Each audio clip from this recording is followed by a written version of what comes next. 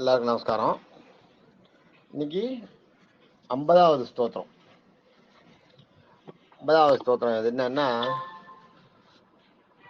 சுவாபன ஸ்வவச்சோ வியாபி நைகாத்மா நைக கர்மக்குது வத்சரோ வத்சலோ வத்சி ரத்னகர்போ தனேஸ்வரக. வந்து சுவாபன ஸ்வவச்சோ வியாபி நைகாத்மா நைக கர்மக்குது வத்சரோ வத்சலோ வத்சி ரத்னகர்போ தனேஸ்வரக. இது 50வது ஸ்தோத்திரம்.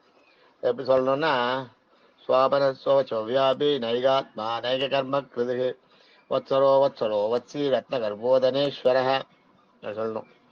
சுவாபன சுவாபன இஸ்ல ஆரம்பிக்கணும். சுவாபன ஸ்வவச்ச வியாபோ சுவாபன இஸ்ல ஆரம்பிக்கணும். சுவாபன ஸ்வவச்சோ வியாபி நைகாத்மா நைக கர்மக்கிருது வத்சரோ வத்சலோ வத்சி ரத்னகர்போ தனேஸ்வரக அப்படி சொல்லணும். இந்த சோத்திரத்தை சொல்லும்போது என்னோட அர்த்தம் பார்த்தீங்கன்னா,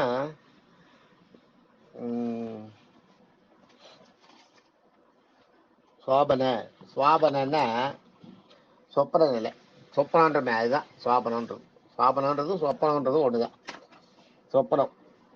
சொப்பன நிலை, தூக்கம், அதுதான் சுவாபச்சன்றது. ஆனா இதுக்கு வந்து அதுக்கு வந்து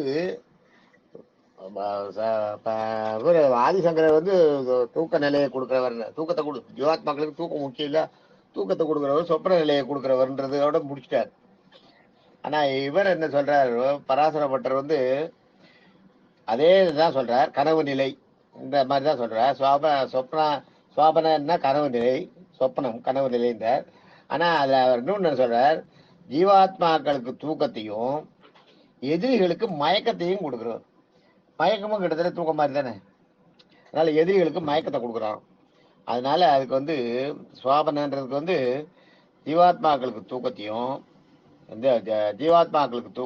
எதிரிகளுக்கு மயக்கத்தையும் கொடுக்குறவர் அப்படின்னு சொல்ற சுவாபன. அடுத்தது சுவச்சன்னா உலகை தன்வசப்படுத்துறது. ஸ்வயம் பிளஸ் வசம் அப்படி எடுத்துக்கணும். அது ஸ்வயம் சுவச்சன்றது வந்து ஸ்வயம் பிளஸ் வசம். அப்படின்னா ஸ்வயம்னா தானே, வசம்னா வசப்படுத்துறது. இந்த உலகத்தை வந்து தான் வசப்படுத்துறது அப்படி எடுத்துக்கணும். சுவச்சம்ன்றது வந்து சுவச்சன்றது வந்து உலகத்தை தன்மையப்படுத்துவது. அதுக்கப்புறம் வியாபின்றது எங்கேயும் வியாபிச்சிருக்கிறது, அவ்வளவுதான். எல்லாரும் அதே தான் சொல்றாங்க, 3 பேருமே. எங்கும் வியாபித்திருப்போம், எங்கேயும் பறந்திருப்போம்னு சொல்றாரு, அவ்வளவுதான். வியாபின்னா எங்கும் பறந்திருப்பவன். நைகாத்மான்றத வந்து 3ஆ பிரிச்சுக்கணும். அப்போ உங்களுக்கே புரிஞ்சிடும். ந பிளஸ் ஏக பிளஸ் ஆத்மா, நயேக ஆத்மா அப்படின்றது நைகாத்மான்னு ஆயிடுது. நயேக ஆத்மா அப்படின்றது நைகாத்மான்னு ஆயிடுது. ந இல்லை, ஏகன்னா ஒண்ணு, ஆத்மான்னா ஆத்மா. ஒரு ஆத்மா இல்லைன்னு அர்த்தம். இதுல ஒரு ஆத்மாவா இல்லாத பல ஆத்மாக்களா பல ரூபங்கள்ல இருப்பவன் அப்படிங்கிறது நைகாத்மான்னா. அதான் நான் ஏக ஆத்மா, ஒரு ஆத்மாவா இல்லாமல் பல ஆத்மாக்களாக இருக்கிறது, எல்லா ஆத்மாக்கள்லயும் இருக்கிறது, அதுதான் நைகாத்மா. அதே மாதிரி அடுத்ததும் அதேதான், நைகர்மக்கிறது அதேதான். ந பிளஸ் ஏக பிளஸ் கர்ம பிளஸ் கிருது 4ஆ பிரிச்சுக்கணும்.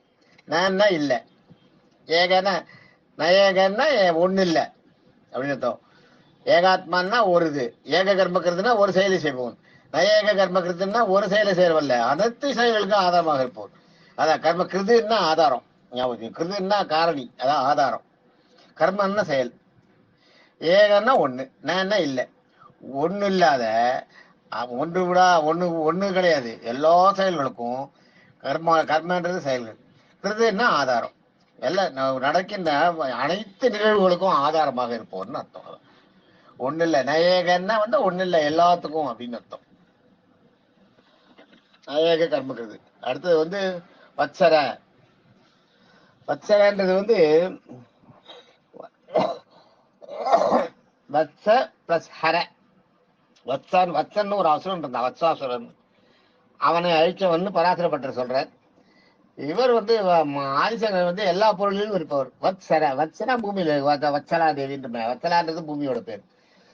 வசுந்தரானாலும் பூமியோட பேர். வத்சலா பூமியில இருக்க எல்லா பொருள்கள்லயும் இருப்பவர்னு அர்த்தம். வத்ஸ் அற எல்லா வத்சரன்றது வந்து எல்லா பூமியில இருக்க எல்லா பொருளையும் வத்ஸ் ஹர இல்ல ஹரன்னு அழிக்கிறது அற இருக்கிறது. வத்சலன்னா பூமியில இருக்க எல்லா பொருளையும் வத்ச பிளஸ் அற பூமியில இருக்க எல்லா பொருளையும் இருக்க. அடுத்தது வத்சலன்றதுக்கு வந்து அதான் வத்சம்னா பூமி ஒரு அர்த்தம் சொன்னேன் இல்லையா, அப்பதான் சொன்னேன் இல்லையா, வத்சம்னா பூமி.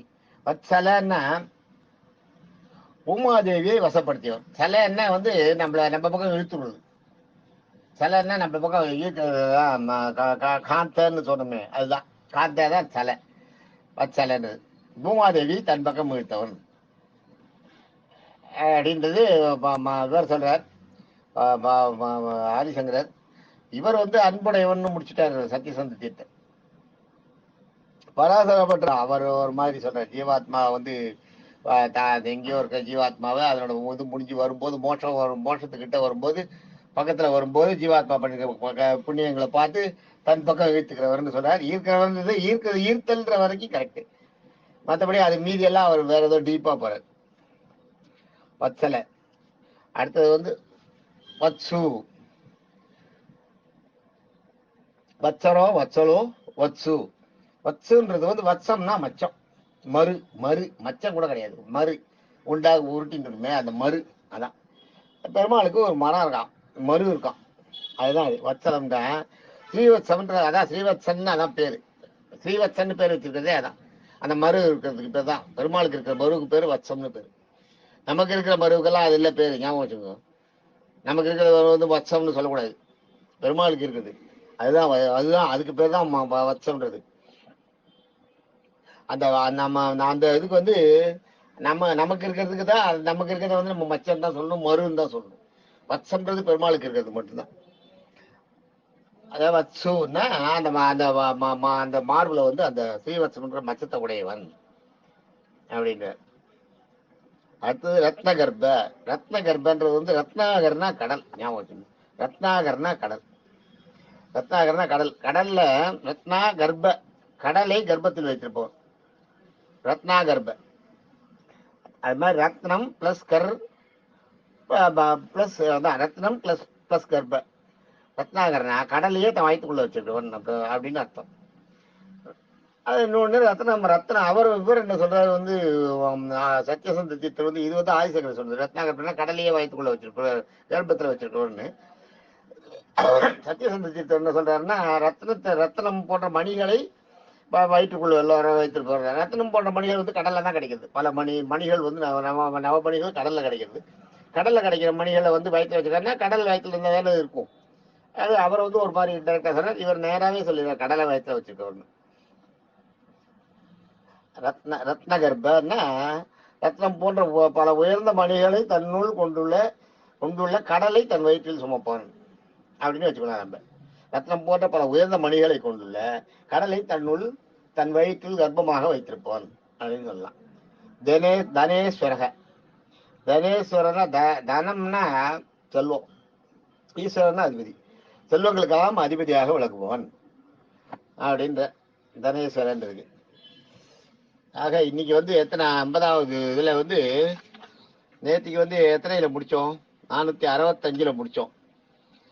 465 பேர் வரைக்கும் 49 பார்த்தோம். இன்னைக்கு 50ல வந்து 466 சுவாபன, 467 சுவச்ச, 468 வியாபி, 469 நைகாத்மா, 470 நைக கர்மக்கிருது, 471 வத்சர, 472 வத்சல, 473 வத்சு, 474 ரத்னகர்ப்ப, 475 தனேஸ்வரக. ஆக நம்ம எத்தனை பார்த்துருக்கோம்னா 466 இருந்து 475 வரைக்கும் பார்த்துருக்கோம். 10 பார்த்துருக்கோம். 10 இது வந்து 10 திருநாமங்களை இன்னைக்கு பார்த்துருக்கோம். சகசிரநாமத்துல 10 நாமத்தை இன்னைக்கு பார்த்துருக்கோம். 50வது ஸ்தோத்திரத்துல 10 நாமத்தை பார்த்துருக்கோம். இது வரைக்கும் 475 நாமங்களை பார்த்துருக்கோம். தேங்க்யூ.